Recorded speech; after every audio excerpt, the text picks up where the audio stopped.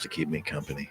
Seems nobody wants to hire a real private dick anymore, a professional like me. A guy who does the detective work nobody else wants to do. A guy who wears hats and walks around in a black and white world. I began contemplating a more profitable line of work, like politics. We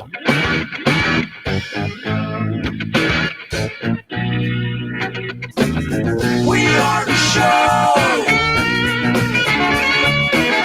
you want to know. It's time to talk to you. All right, folks, good afternoon and welcome to the Joe Mangiacotti Show on AM 830 WCRN, February 26th, Wednesday, and this is the Joe Mangiacotti Show. And you can join the conversation for the next hour at 508-871-7000. That's 508-871-7000. Our text line is running at 617-297-8388, 617-297-8388. That'll get you into the studio for two-way talk and conversation. Broadcasting from our palatial but not overly ostentatious studios in Westboro, Massachusetts. Today, behind the glass flying the board, he'll get you set up and into the conversation as well. We've got a lot to talk about. Don't forget, the station does stream 24/7 on the TuneIn app like thousands of other radio stations, but punch in WCRN. Do me a favor, hit the like button. We know you're there, and then we're very easy to find. I do stream my show with camera, audio, and video from the studios, and you can do that on my social media platforms. You can watch and listen at Joe Mangi Show, Mangi, X, Facebook, Twitch TV, LinkedIn profile, Rumble TV, the station's Facebook page, that's WCRN 830 AM, or the YouTube channel as well. So first up, and it's just wrapping up that the president has held his first cabinet meeting of the second term. And making headlines again is that Elon Musk, of course, he was in attendance. He was there. Even though he's not a formal cabinet member, he's a senior special advisor to the president. But as head of this newly minted Department of Government Efficiency, he's expected, to be weighing in on cutting government waste and making the bureaucracy actually work for the American people. A businessman who knows how to get things done. That's a pretty good concept. It worked well for the office of the presidency, and it should work well by him putting people in there. Doug Bergman's another example of a successful businessman that did a good job as governor and can do a good job now as a cabinet member. And again, some questions came up. I don't know if you were watching it and you caught some of it about this email, this now infamous email. What did you do last week? Not a weird question in the private sector to ask, where are we in a project? What have you got done on that issue? Happens all the time in the private sector. The fallout is crazy. Basically, Elon's saying it's to see if somebody is functioning, right? 2 synopsises and a pulse. That's all you need to respond to this. We have 82 billion synapses in our brain. All you need is a couple of those and a pulse. Even if you had responded to this email, that would be a good start right there. I don't understand why they're latching onto it. It makes sense. There's a reason for it. And now this talk that there could actually be people on the payroll who aren't actually working. Maybe they don't even exist, or maybe they've long been deceased, but their family continues to get the direct deposit. I don't know. That will come out in the wash eventually. So we'll see what happens with that. But meanwhile, over in Ukraine, right, the Trump administration, it's finalizing this deal with Zelensky that would secure America's access to rare earth minerals in exchange for security guarantees, especially where they pulling those minerals out will be pretty well guarded, I'm assuming. Now, let's be honest, this is the kind of deal America should have been making years ago. Instead of dumping billions into an endless war, we're striking arrangements that benefit our country and help stabilize the region. It sounds like a win-win. Anybody remember the Lend-Lease? Of? World War II. We didn't give up anything. They were either on a loan or on a lease. And that's what should have been happening this whole time. Many of the countries, European countries, sent money, paid for things, all in the understanding it's a loan deal. Biden wouldn't have done something like that. I'm sure he didn't understand the details of what was going on. We know this now. It's a given. We understand. It's been proven. It's been released. They've admitted to the fact that once he got sworn in, they didn't realize how far gone he was. And from that point, from day one of his administration, he was handled. They controlled access to him, controlled even the information they gave him. And they weren't going to give him anything that he wasn't able to comprehend. And you certainly didn't want him saying something about something that technically he had to follow those orders because he's the sitting president. But in all honesty, shame on that cabinet. They should have 25th Amendment way back then. I know we would have ended up with Kamala, but that's the system. That's the system. Should have applied the 25th Amendment. As Mike Wade always says, they are not dedicated to the country. They're dedicated to their party. And to the power that the party holds. And holding on to that power is paramount. We'll get into this, James Carville, and playing possum and self-exploding in a minute. But this is the kind of deal that we should have been making years ago instead of dumping those billions. We're striking this agreement. It will benefit the country, stabilize the region. It is a win-win. And speaking of stability, the Supreme Court is set to issue some major rulings, including a case involving a reverse discrimination claim from a woman in Ohio. Now, we've seen these cases pop up more and more in recent years, and it raises a fundamental question. Should any American be judged on race instead of merit? So let's dive into that legal and cultural implication to this case a little later in the show. I hate the term, and I know I've shared this. I'm going to share it again, folks. Reverse racism. There's no such thing. Nothing is reversed. If it's reverse racism, you don't have racism. But this is a term that people apply to when somebody doesn't get a job or is let go because they're white. They call that reverse racism. No, it's racism. Racism is simply if you treat somebody differently, you hire them or fire them, or you don't expect a certain level of work or performance out of them because of the color of their skin or their ethnicity. That's racism. It just is. You can call it, reverse it in your own mind. It doesn't change the fact that it's racism. And if you're doing that, you're a racist, no matter how you cut that up, guys. And over in Congress, the Senate continues to confirm hearings for Trump's new nominees for the Justice Department. Now, Democrats are scrambling to block them, but let's be real. The American people spoke loud and clear in November about what they wanted and the policies they wanted. They voted for Trump, and he was not vague or opaque, or he was very clear as to what he was going to do. And we know the man. We know him in his first term. We know him as the billionaire businessman. We know him from his reality show. We know how he thinks. And I don't think anyone, including his enemies, although they do, I can't even say that. I was going to say nobody can say he's not patriotic and he doesn't love the country. But they're literally on the left still trying to convince us that he's a Putin puppet and that he doesn't. So what can you do? You can't always argue with stupid. So the Senate is confirming these positions. The American people spoke loud and clear in November. They wanted change. They wanted leadership. They wanted America First policies. They wanted that back in action. So we'll be watching closely as those hearings continue to unfold. People get their jobs, appointments. Something else that's hitting every American, egg prices. And it's interesting how the left just loves to say he's been in for a whole month and egg prices haven't gone down and inflation hasn't gone down and we're not paying $2.30 for a gallon of gas. At that point, somebody's literally making that point to you. Save your breath, move on, have an intelligent conversation with people. But let's talk about egg prices. Agriculture Secretary Brooke Rollins just laid out a 5-pronged approach to tackling rising costs. And guess what?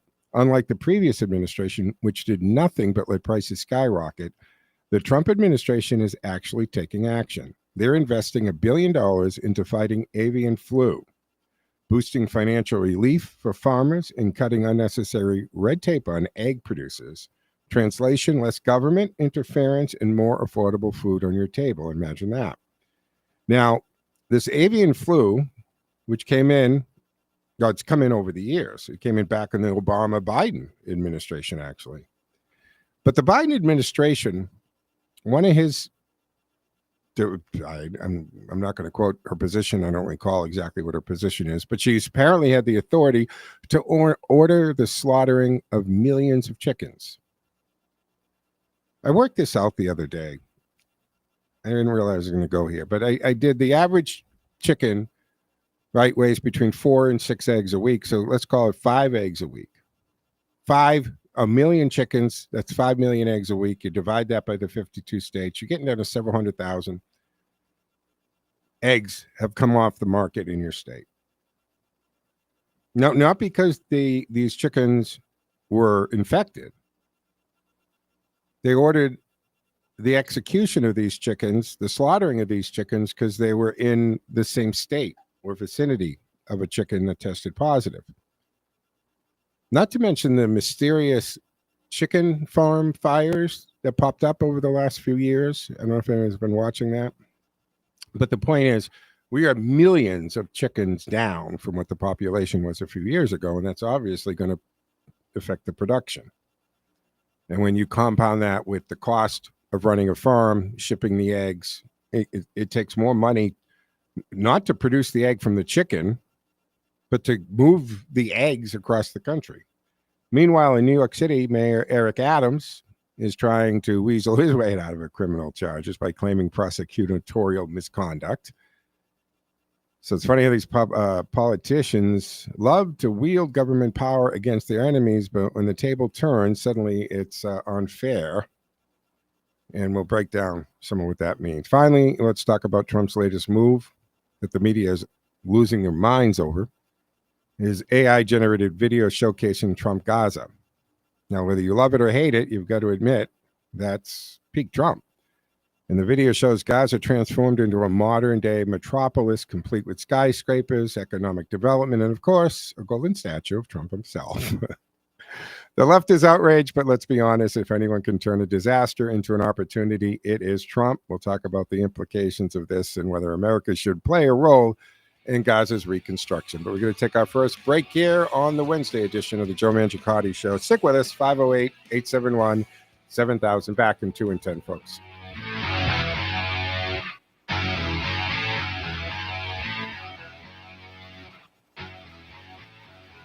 Looking for guidance as you face a future on Social Security? It's hard to figure out on your own. But MedicareAdvisors.com I think he's got the USBs in the wrong specializing plugs. in Medicare insurance planning. We work the with one top that's in the insurance back, companies so we can offer our clients the best coverage for them. We there's design 3. plans with a focus on low costs. One's in the which we back, combine with and there's 2 up personalized front. insurance advice The aimed 2 up at front helping our clients are make better informed these decisions. keyboard Russ Swallow and, is a mouse. certified senior advisor The one and in a the back, licensed insurance advisor. He's been helping clients it's with their connected health to the insurance board, needs but since only at 1970. one wire. And after a failed attempt at retirement, he created the WCRN, Medicare what's your Advisors first name? in 2014. Russ concluded that since Eleanor? Medicare is health insurance, he might as well put Hi, his have you almost called 50 years before, of health Eleanor? insurance experience to good use No, as great. 75,000 Love a people new reach caller. age 65 in All right, Massachusetts we asked every you year, not to and they use a can use some help. speakerphone or Call Russ today at headsets or earbuds. Just use the 508-831-0805. handset or phone. Find a sweet Put his spot years and of don't personal move around too experience much, to work okay? for you as you try to unravel the complexities of Social Security. Hi, this is Phil George, the biochemist from Wellness Wave Radio. I don't recommend anyone that I don't do business with myself, so I'm glad that I found Doug at Meineke Car Center in Worcester.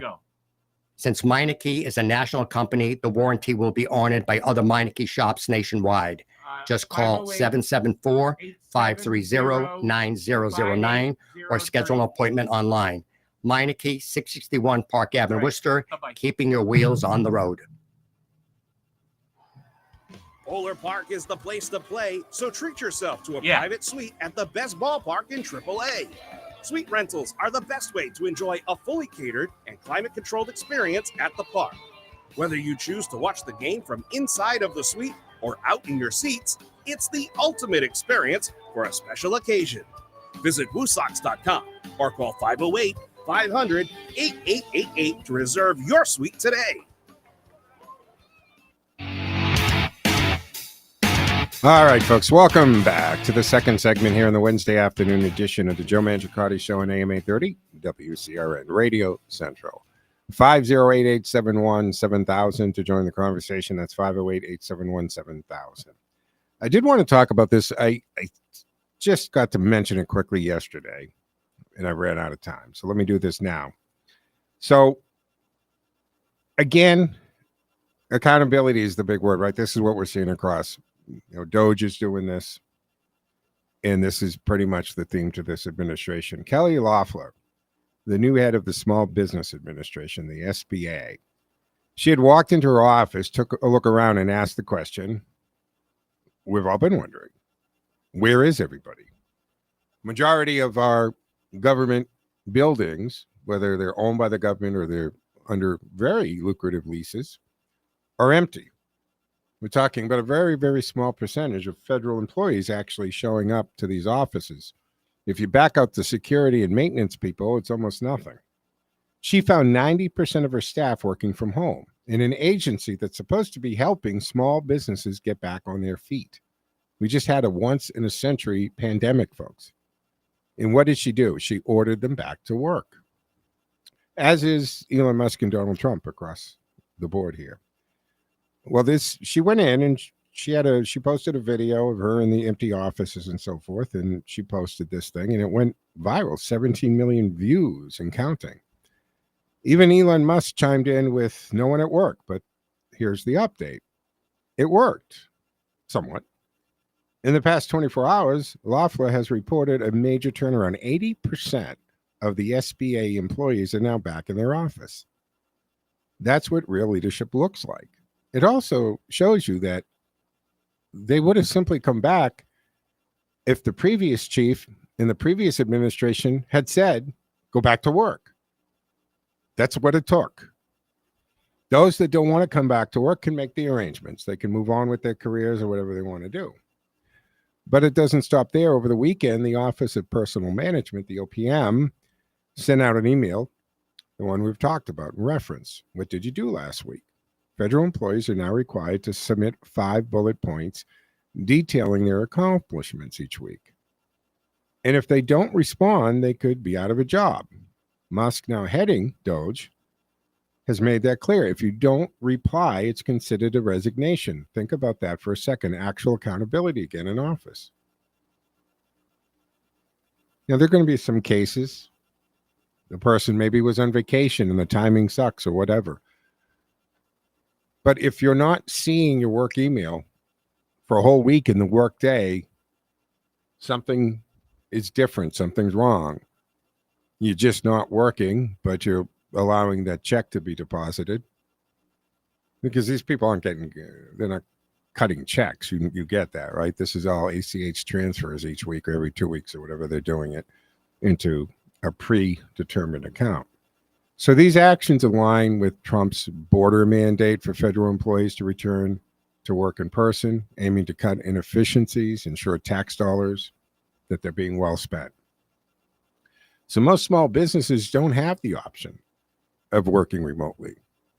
So why should the agency responsible for helping them get special treatment for this? Why should anybody? The pandemic's over.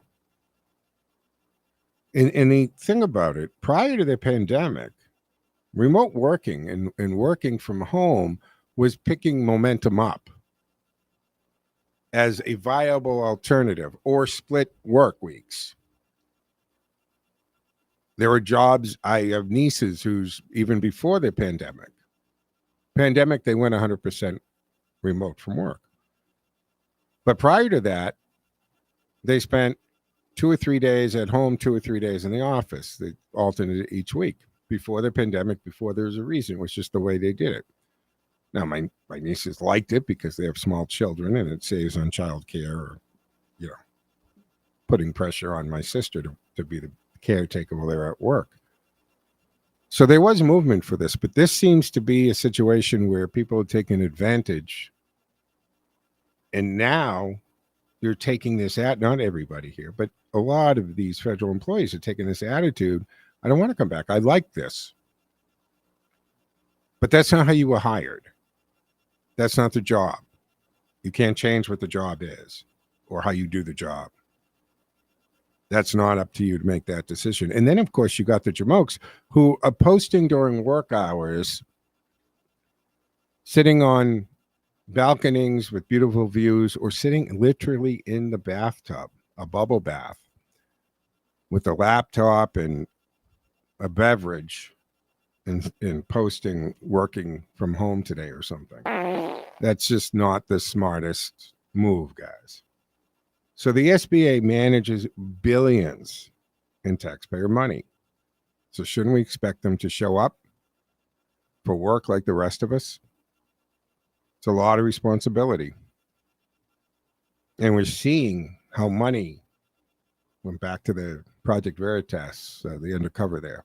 Gold bricks off the Titanic. Well, that $20 billion at EPA parked at Citibank.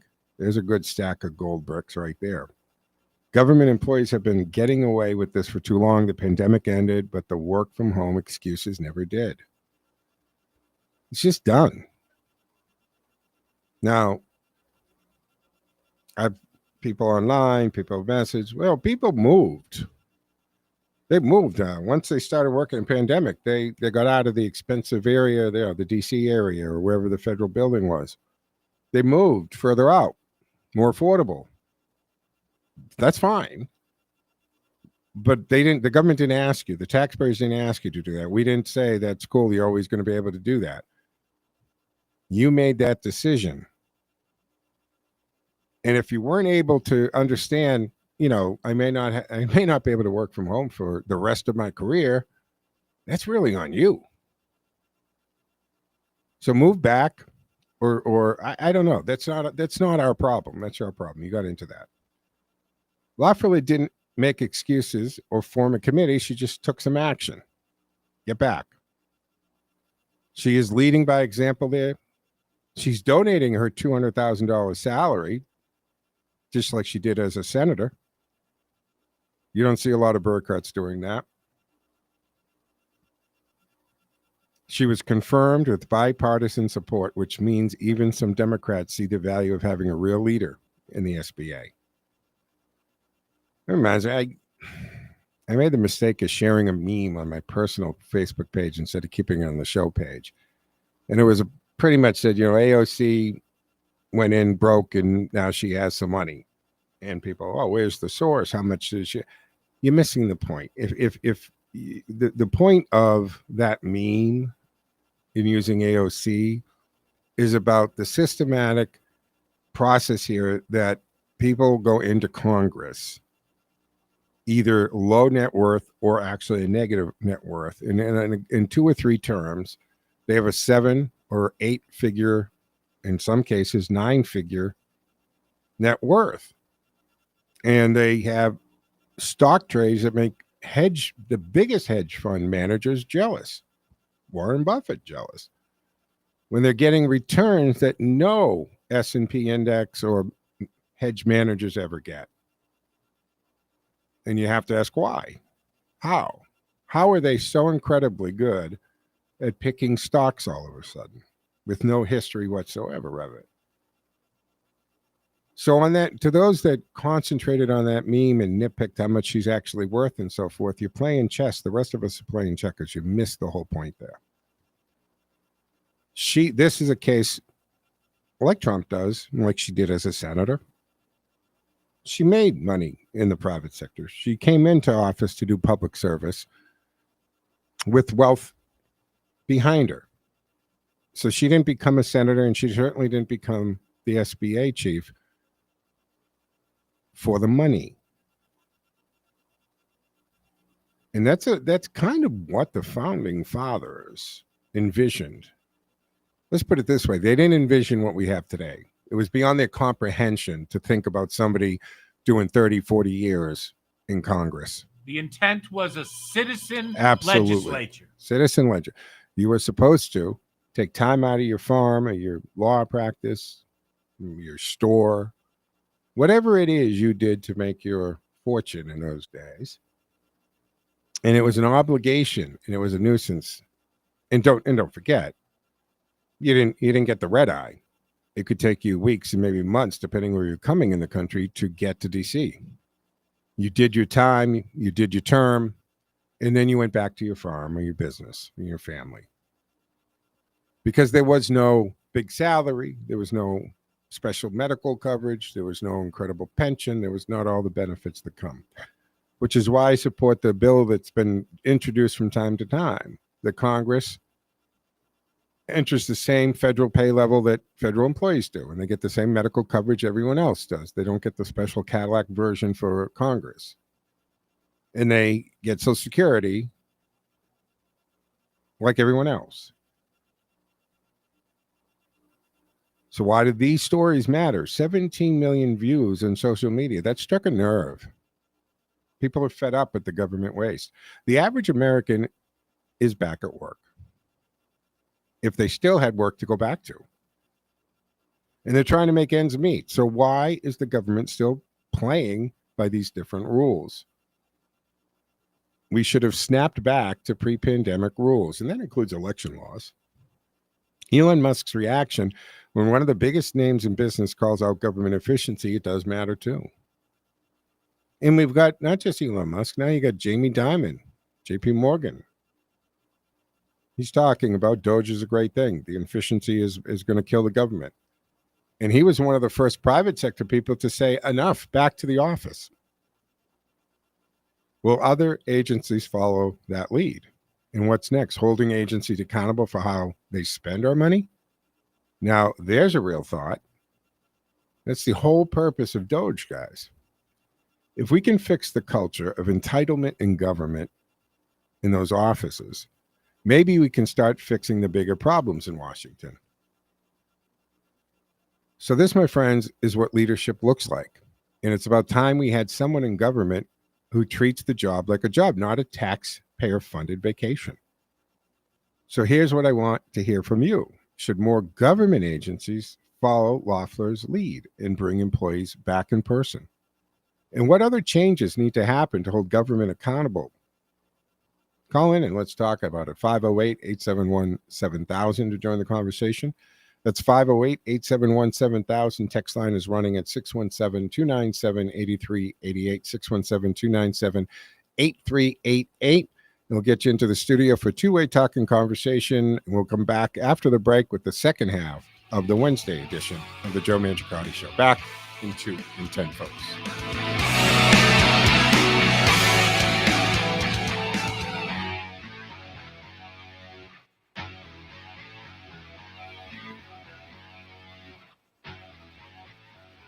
Time now for the forecast from the Boston Independence Group Weather Center. Call Jerry Doherty today at 877-772-1776. Retirement is within reach. I'm meteorologist Vicki Graff, and here's your latest Boston 25 weather on Radio 830 WCRN. After a bright and mild day, we are going to cool off into the 30s overnight tonight. We're looking ahead to a wintry mix early Thursday morning. It's going to switch over to more of a slushy event by mid-morning and then eventually rain through the afternoon. It's still warmer Thursday with highs getting into the upper 40s. We're back to sunshine. It's breezy and cooler for Friday, and then eventually tracking another storm on the way for Saturday. I'm Vicki Graff, and you can hear Boston 25 live for the morning drive weekdays on AM 830 WCRN.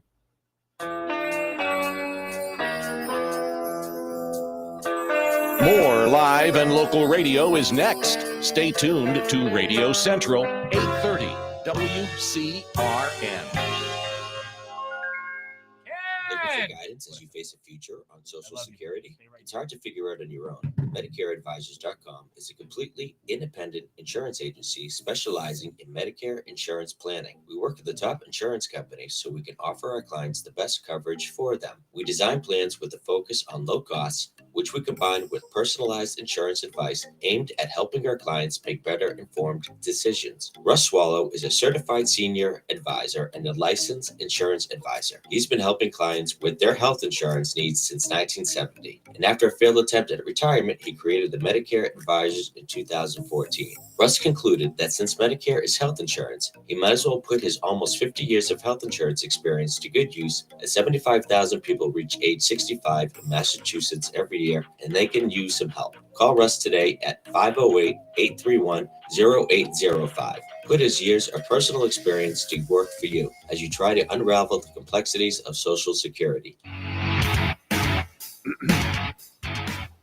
All right, folks, welcome back here to the second half of the Wednesday afternoon edition of the Joe Mangiacotti Show on AM 830 WCRN. Don't forget, you can join the conversation at 508-871-7000, 508-871-7000, or you can always text the show, or the station, I should say, the on-air, that is, at 617-297-8388. Let's go to the phones. Ken is waiting patiently. Hey, Ken, what say you? Good afternoon, Joe. I was eating my lunch, and there was something they call a cabinet meeting. Why, this guy, this Where president, the president actually ran it, you mean? he said like 10 times what the previous president has said at all of his 4 years of cabinet meetings. Just a little different. You mean Melania didn't run this one? And he remembered the names of his cabinet members. Not the black guy. Remember when I couldn't remember his name? He said, the black guy that runs that. The one that was in the hospital for over a week, and he had no idea. It was interesting. I got some of it. Did you watch the whole thing? I was able to only watch a little bit. I had streaming. Elon was going, and I think that I watched the point where Trump said to Elon Musk, Elon, can you let the cabinet members say something here? So Elon was, I guess, dominating the conversation, apparently. I missed the Elon part. So I watched about 20, 25 minutes of him speaking almost entirely. Mm-hmm. Commerce Secretary came in with a little bit. Likewise, Hegseth had a bit to say, but he was just taking all the questions and rambling out numbers like he's on top of everything. Yeah, it's just such a change. We forgot for 4 years. We forgot that's what presidents are supposed to be able to do. That's what we expect that from a president. And the way they ran the 2020 election, they hit him. I know it's tongue in cheek to say the basement campaign is, but it literally was. Whether it was the point is they in the campaign they controlled him, they hit him, they limited access to him, they used COVID and the fact that he was pushing 80 at the time.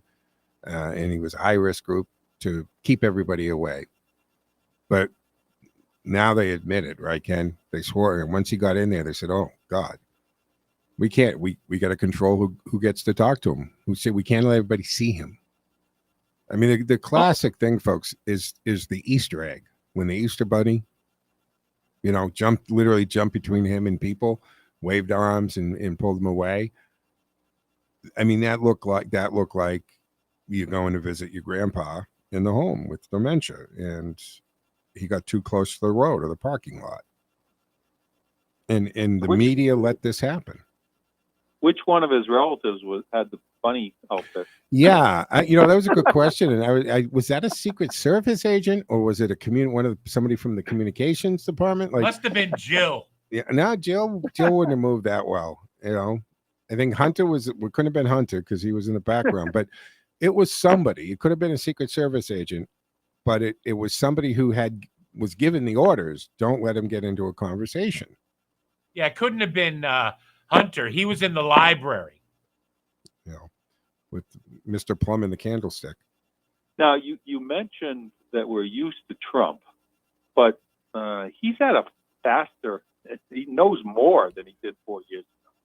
So yeah. I would say even 4 years ago, he was doing more of this than a typical president. Now it's off the chart. No president has done and masters the level to which he does. You know how we traditionally say the first 100 days? Can you imagine where we'll be 100 days into? I mean, he's changing it to the first 30 days. How much do you accomplish in the first 30 days opposed to the first 100 days? I mean, by the time we reach the 100-day point with this administration, we're going to feel like he's been president for 4 years. We're going to be exhausted. But he doesn't seem to be. No. It's nonstop. No. And then now members of the media are bitching about the fact that, they don't have any time because he barely sleeps. So he's, before these reporters are up and dressed, he's already up and down on the West Wing. And stuff's happening. He doesn't call a lid at 11 o'clock in the morning or 1 o'clock in the afternoon. Imagine having to do your job. Yeah. I don't think the guy calls a lid. I don't ever remember that phrase in first term or this term. The president's called a lid today. Never. I mean, the guy he'll still talk to people at 11 o'clock at night. And look at all the traveling he's done. You know, some nights he's not even getting back to DC till midnight. So it's a very different presidency. Crossing over to another topic he mentioned today, and again Monday, I put a pause on the Ukraine issue, but I want to get back to it. Have you picked up what seems to be the outline of the nuts and bolts if there is a ceasefire, and who gets what as far as territory? I have not heard or read any articles on the division of territory other than Russia will keep some territory. That's all I've understood so far. What are you talking about? Okay, you remember 3 years ago, the experts on the day that the tanks started rolling in, the experts were all within 72 hours. He's going to capture Kyiv. It's all going to be over for Ukraine. That's what the experts were just like guaranteeing to us. Yeah. Well, fortunately, Zelensky held ground. In fact, those tanks were poorly managed. They had a long stream of tanks that ran out of supplies, and it failed miserably. And in fact, the gains that they made in the first few days, they got pushed back in certain cities, particularly in the northern part of Ukraine. And that led to a quick peace conference in Belarus. That sound a little bit familiar? Yeah. Okay. You know what happened to that peace conference? Go ahead. That's where the international, all the FBI, CIA, MI6, all those intelligence people, plus Boris Johnson, said, no, we're not having peace. And guess what's come back? Basically that outline. So they spent almost a full 3 years losing all of those lives and all of that treasure. Well, are you saying that there's a cabal here who doesn't want peace? Oh, duh. Well, of course, but Trump's not going to let the war go on. Trump's going to end it. Agreed. Yeah. Agreed. But you see my point? Is that's what this past 3 years was all about. Well, look, I believe that. And Ken, I'm telling you that Biden held back, or Biden controllers held back certain weapons and even imposed limits on it because they wanted it drawn out because it was a cash cow. You can't tell me that billions of dollars have been sent to Ukraine. Both, yes, plenty has been sent in equipment, ammunition, supplies, absolutely, but a tremendous amount of cash or funds, I should say. And all of that hasn't made its way to the field, to the battlefield, to the headquarters of the military. Money has gone south. And I think my feeling, I don't know, but history would dictate that money has circled back to American people. Where's the $83 million? Yeah, $83 million. Look, the place was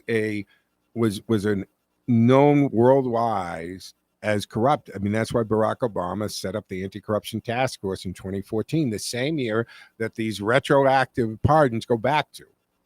And Joe Biden, as Comer has found all of those, 17 LLCs, millions of dollars coming in from all over the world, funneled through all these LLCs that don't own any assets and have no physical address, but they're just paper LLCs. And Comer has the bank records. Now, everybody, if he has the bank records, why isn't anybody charged? Because Congress can't charge you. They have to refer it to the DOJ, who was under Biden's DOJ at the time. So they weren't going to take any of that information. Now, we should see things change now. I don't know if they're going to bother initially. There's so much more to do. But now the bank records and the paper trail is there. There's no question about the Burisma money. He bragged about that, for Christ's sakes, on video when he came back. So Ukraine has always been corrupt and laundering money. Why would that change with a war? A war is a perfect opportunity to do that. And how rich do these companies that supply wars, how rich do they become? Yes. And the banking systems, they finance both sides of most wars, by the way. So, yeah, and Trump's not about that. And that's what pisses the insiders off. They can't buy the guy, and they have nothing to leverage. They've tried everything. Now he's winning lawsuits left and right from all these networks and journalists who lied about him. That came up in the cabinet meeting. Another suit being settled.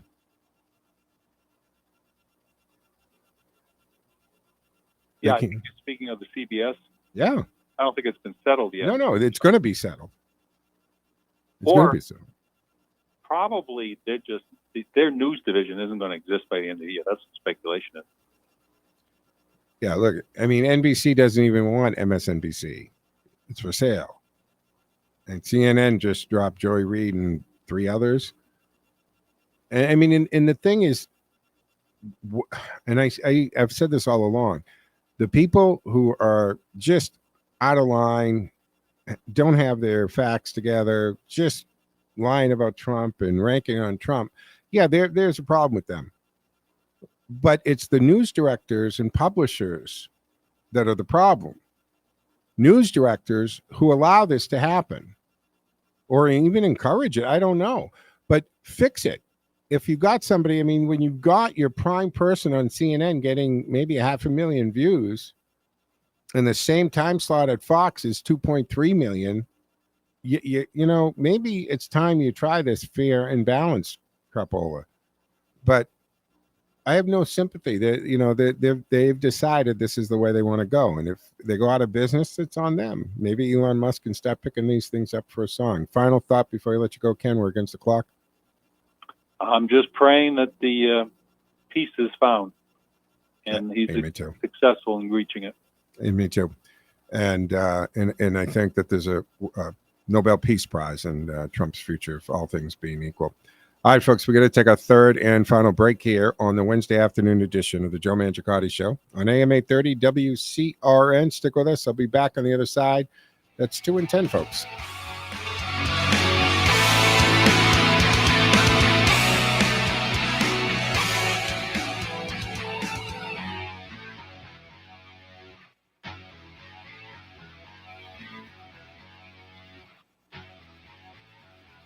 Looking for guidance as you face a future on Social Security? It's hard to figure out on your own, but MedicareAdvisors.com is a completely independent insurance agency specializing in Medicare insurance planning. We work with the top insurance companies so we can offer our clients the best coverage for them. We design plans with a focus on low costs, which we combine with personalized insurance advice aimed at helping our clients make better informed decisions. Russ Swallow is a certified senior advisor and a licensed insurance advisor. He's been helping clients with their health insurance needs since 1970. And after a failed attempt at retirement, he created the Medicare Advisors in 2014. Russ concluded that since Medicare is health insurance, he might as well put his almost 50 years of health insurance experience to good use, as 75,000 people reach age 65 in Massachusetts every year, and they can use some help. Call Russ today at 508-831-0805. Put his years of personal experience to work for you as you try to unravel the complexities of Social Security. This is Jerry Doherty, host of Making Money Last, right here on WCRN. Like all business owners, I'm interested in why people choose to work with Boston Independence Group. So I asked my clients. The most common response, Jerry does not try to be all things to all people. Boston Independence Group is specialized, focused solely on retirement planning.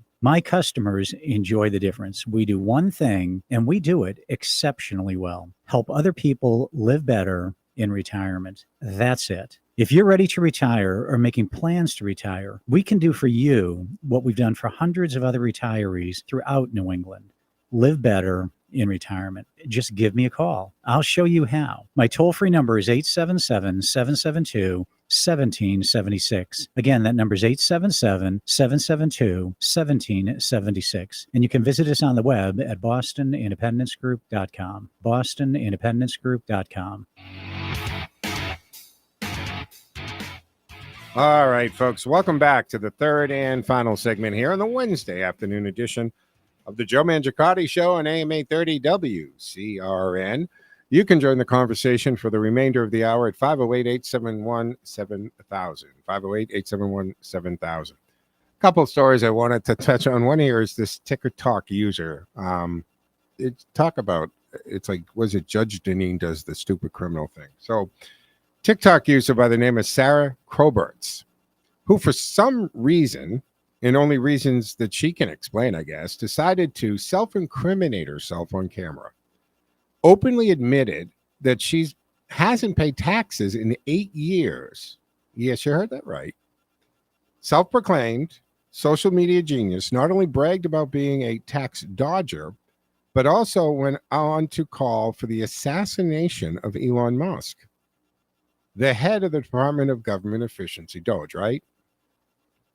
Now, he is a federal employee now. Even though he doesn't take a salary, he is a senior advisor to the president. That's a federal job. And that's a crime to do that. So now, I'm not a big fan of the IRS, who is, but I don't think many of us are.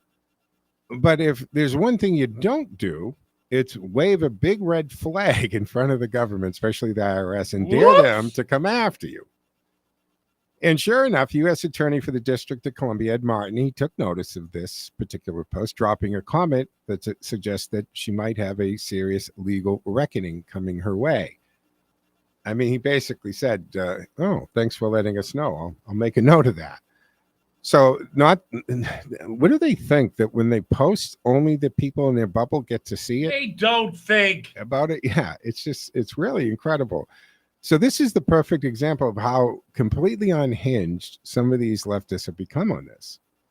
And you have a woman who admits she doesn't pay her taxes, yet she's furious at people who do pay taxes for being angry about how those tax dollars are being wasted. Follow me on that? And worse, she wants to take out the guy who's exposing the waste, fraud, and abuse. You can't make this stuff up. So social media has given us a front row seat to some of the dumbest confessions imaginable. This woman essentially walked into a police station, confessed to a crime, and live streamed it to millions of people. If you have a First Amendment right to say dumb things, yes, you do. But that doesn't mean you're free from consequences of those dumb things. And freedom of speech means you also have the freedom to shut up. You don't have to say anything, by the way. So great at marketing amidst the multiple federal crimes online in front of millions of witnesses. Maybe she should have listened to the shut up lawyer part of things. We have the right to remain silent. She refuses to contribute to society by paying her taxes, but wants to dictate how tax money should be spent. You lost that right if you're a tax dodger. You don't have a dog in the fight, lady. She rails against government corruption while she actively participates in the system's abuse. And the same people who scream about tax the rich seem to be the same ones who avoid their own financial responsibilities most of the time. And why is Musk such a target? Because he's actually holding people accountable. He's exposing government inefficiency. He's making a case for a smaller, leaner government by the direction of the president. And the idea that anyone who challenges the bloated bureaucracy or dares to demand accountability should be silenced or worse, eliminated, is straight up authoritarian nonsense. This is the woke's left's playbook. If you don't like what someone is saying, call them a fascist and threaten them. They don't want more speech. They want to silence those who don't agree with their speech. So this attorney, this U.S. Attorney, Ed Martin, he isn't laughing this off. This woman may be getting a personal tour of the justice system pretty soon. And threatening a public official, even one who isn't elected, doesn't matter. Public figure, public employee, can bring some serious heat. IRS agents probably have never even have her name on their desk, or didn't yesterday. This might be the wake-up call a lot of these activists need. Actions have consequences, even on TikTok. And that kind of goes for a lot of these small-town mayors who are mouthing off to Tom Homan. including Boston Police Commissioner. As Tolman said, I am coming to Boston and I'm bringing hell with me. And they get all ruffled about it. You don't have the right to pick and choose the laws you get to follow. And you certainly have to be very careful about crossing the line and impeding federal officers' jobs. And I got into this yesterday, Christian Young, finding the leakers who tipped off the media. And now they've got posters going up where people are they're doxing, you know what that term is? They're putting the name and address and cell phone numbers of ICE agents on posters in Spanish. They've got to find who made those, in everybody, not just who created the poster, who printed the poster, who actually put this in a PDF file, hit print. That person, everybody involved at that, the jamoke that posted it up on the telephone pole, everybody needs to be in front of a judge, get their day in court, and then lock them up. So here's the question to you. How do we get to the point where people feel so entitled that they think they don't have to contribute, but still get to say how things are run? And at what point does the government start cracking down on the real corruption instead of just the people exposing it? 508-871-7000, 508-871-7000 to join the conversation. Now, another story that you might have caught, and this is crazy, the NSA priorities, the national security sex chats. Wow. If you don't know what was going on here, but something that seems a very, very short supply in DC is just common sense these days. You know, we like to believe that our intelligence agencies, those three-letter institutions with massive budgets, sweeping surveillance powers, are focused on one thing: keeping America safe. But what if I told you that instead of monitoring threats to national security, some of our top intelligence officers have been spending their taxpayer-funded time chatting about their sex lives, gender transitions, polyamorous relationships on government servers? Woo! I mean, first of all, why would you talk about anything personal on a work computer in a government server? But okay. So that's right. According to this newly leaked chat logs from the NSA, National Security Agency, internal messaging platform, some members of the community, the intelligence community, they've been using this taxpayer-funded resource to encourage and engage in sexually explicit discussions, all under the guise of diversity. Yeah, you got to say it all together: diversity, equity, and inclusion. These discussions taking place on government time covered everything from transgender surgeries to hormone injections, polyamory, and even group sex. Now, the logs reveal a disturbing pattern here, right? Instead of focusing on protecting American citizens, the homeland here, from foreign threats, these officials were more interested in talking about their personal kinks and gender identities. And the kicker, this wasn't just a handful of rogue employees, guys. This was happening in NSA-endorsed employee groups dedicated to DEI. These were just water cooler conversations. These good, Ted? You know, I think it's important to remind the audience that the NSA chat platform is a secure system, and use of it for anything other than securing the United States of America is a crime. But here's where it gets tricky, right? Because, like I said, these were actually NSA DEI groups that they sanctioned as part of the DEI program. So they're arguing this is part of the DEI, which is why Trump canceled all this stuff, and Pete Hegseth is canceling all this stuff. So these aren't the normal water cooler conversations. These were officially sanctioned spaces where people were encouraged to talk about their personal sexual experiences rather than their actual job. So again, we're back to the management, the leaders, the directors. What is wrong with you? What are you thinking? And while the scandal isn't shocking per se, I mean, given everything that happens, do we forget the porn video being made in the chambers at the Senate where they confirm judges with the intern streaming it. So this isn't exactly surprising given everything that's happened under the former administration. But the Biden administration made DEI mission imperative for government agencies, right? Ensuring the woke ideology seeped into every corner of our intelligence community.